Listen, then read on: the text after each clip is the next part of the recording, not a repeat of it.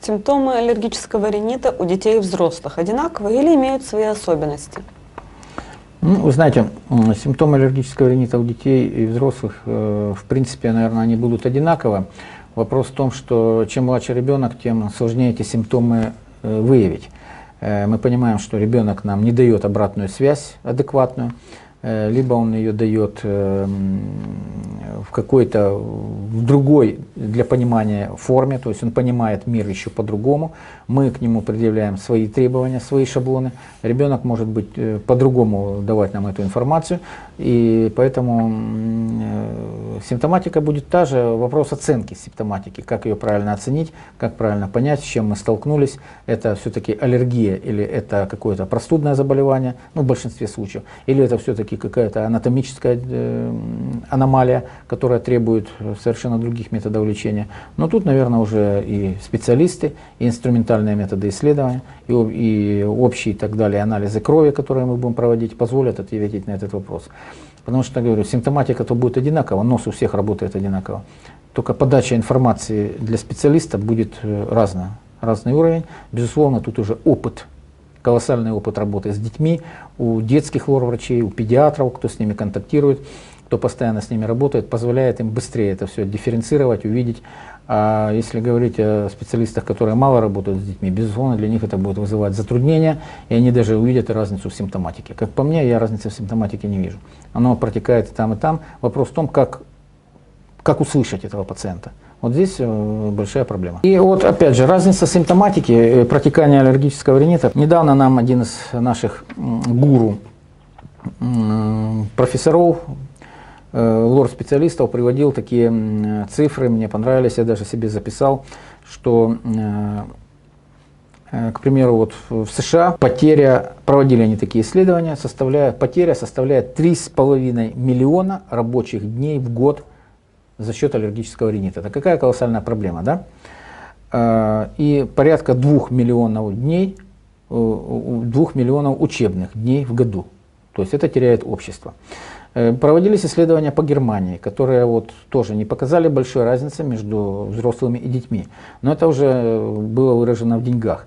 То, что на одного взрослого, страдающего аллергическим ринитом, уходит порядка 1089, ну, грубо говоря, 1100 евро в год. То есть тратит общество, тратит пациент, на затраты идут на медикаментозное и так далее обеспечение. Тогда как на ребенка уходит порядка 1500-1550 евро, то есть разница на 400 евро может быть будет определена только более, что ли, трепетным отношением к ребенку, и как ни крути, взрослые, ну, скажем так, более наплевательски относятся к себе, чем к своим детям. Поэтому, может быть, вот эта трепетность выражается в этой разнице, в этом плече 400 евро. Хотя суммы, в принципе, сопоставимы. Я думаю, здесь же сопоставимо можно ответить на вопрос разницы симптоматики, потому что если бы симптоматика кардинально отличалась, то и кардинально отличались бы суммы, затраченные на лечение. Вот тоже можно ответить даже цифрами на ваш вопрос.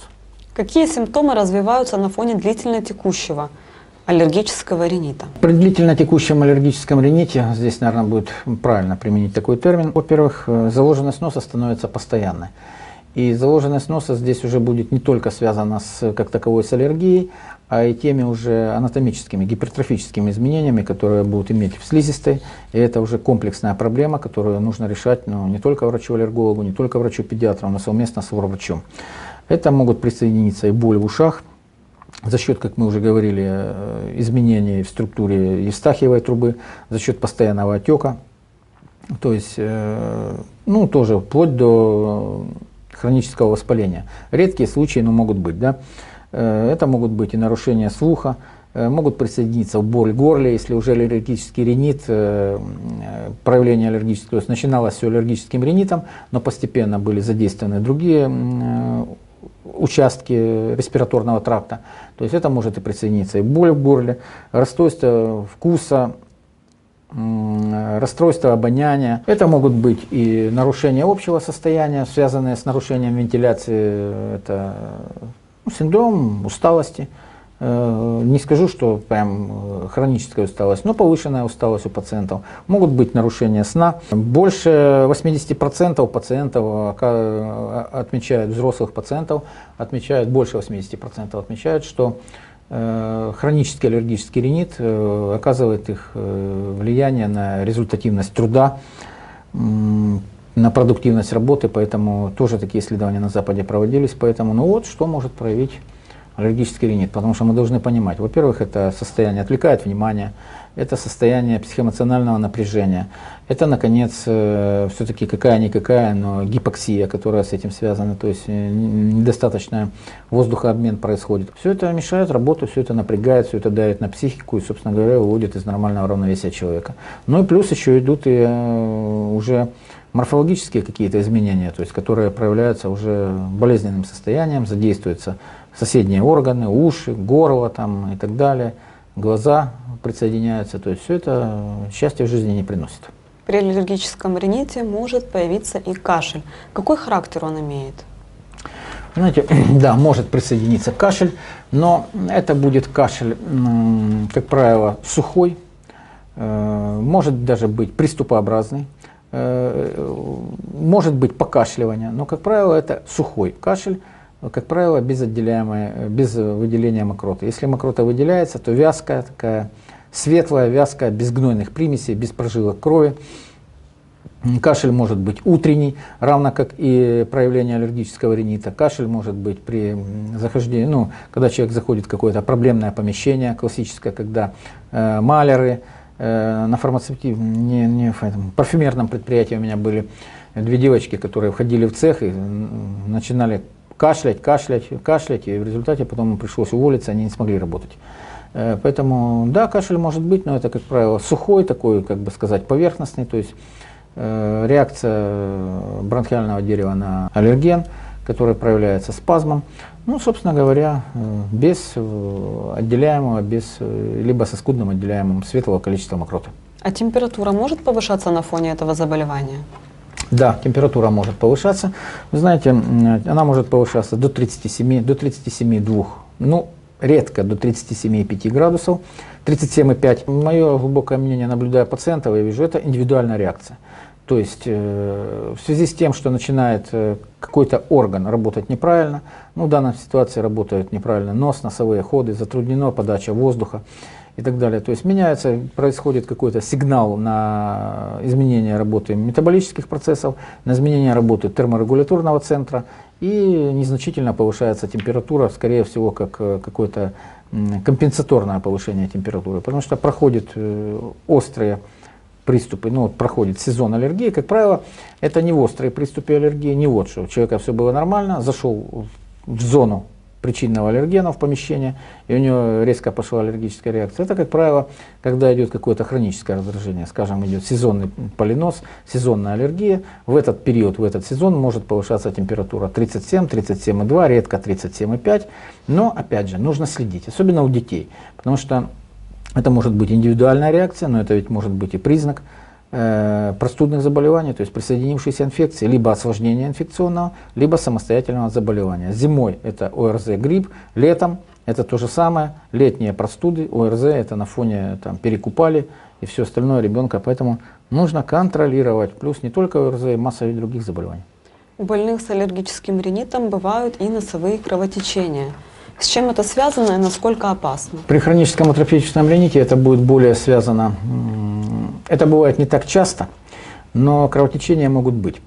Ну, я не слышал, не знаю, чтобы это были какие-то профузные кровотечения, это скорее всего какие-то такие капиллярные кровотечения, скудные, которые можно видеть, там прожилки крови, выделяемым из носа, особенно при таком интенсивном высмаркивании. Как правило, это связано с гипертрофией и с атрофией слизистых. А в большинстве случаев у таких пациентов гипертрофия, особенно атрофия слизистой, наступает при длительном и бесконтрольном применении сосудосуживающих препаратов с повышенной ломкостью сосудов, которые могут привести и к таким тоже неприятным моментам. Головная боль мучает больных с аллергическим ринитом?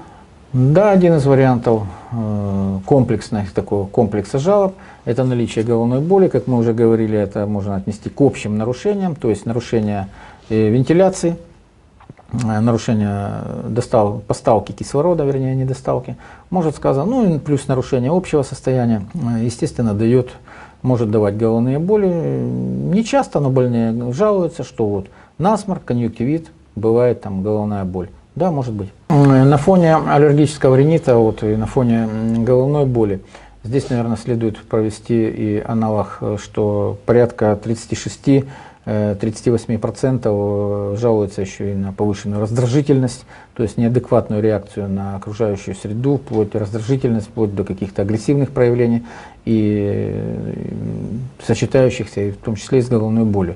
То есть аллергия достаточно такое многоликое заболевание и воздействует по всем органам. Как на качестве сна сказывается наличие у пациента аллергического ринита? Вы знаете, по оценкам отчетов, по оценкам литературы, по мнению специалистов, до 50% больных с аллергическим ринитом имеют проблемы сна. То есть, безусловно, качество сна уменьшается. Это и появляется храп, люди спят с открытым ртом, это недостаточный воздухообмен в ночное время приводит потом к утренним усталости, вялости, тяжело раскачаться, встать, ту же головную боль, о которой мы говорили, может быть причиной. Поэтому, да, нарушения есть, и они лечатся, они лечатся именно избавлением от симптомов аллергии.